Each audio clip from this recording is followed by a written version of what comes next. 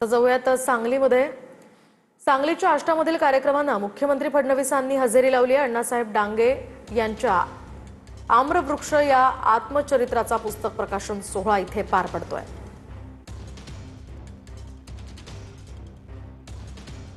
तर दुसरीकडे आपण पाहतोय राज ठाकरेंच्या रायगड दौऱ्याला आता सुरुवात झालेली आहे आणि या ठिकाणी इथे मनसेच्या पदाधिकाऱ्यांच्या आणि एकूणच सगळ्यांच्या भेटी घेत असताना राज ठाकरे दिसतात. या चिमुकली सोबतही राज ठाकरेंनी संवाद साधलेला आहे.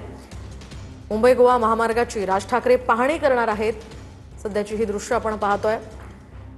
रायगडमधील पेण यासह माणगाव आणि इतर काही ठिकाणी मनसेच्या शाखांचं उद्घाटन आज राज ठाकरेंच्या हस्ते होणार आहे.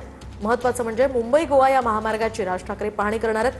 गेल्या काही दिवसांपासून मुंबई गोवा महामार्गावर खड्डे पाहायला मिळत होते. त्या पार्श्वभूमीवर मनसेनं वारंवार आवाज उठवला होता आणि त्या सगळ्या पार्श्वभूमीवर आता हा रस्ता साधारणतः 70 ते 80% पूर्ण झाल्याचं बोललं जात आहे.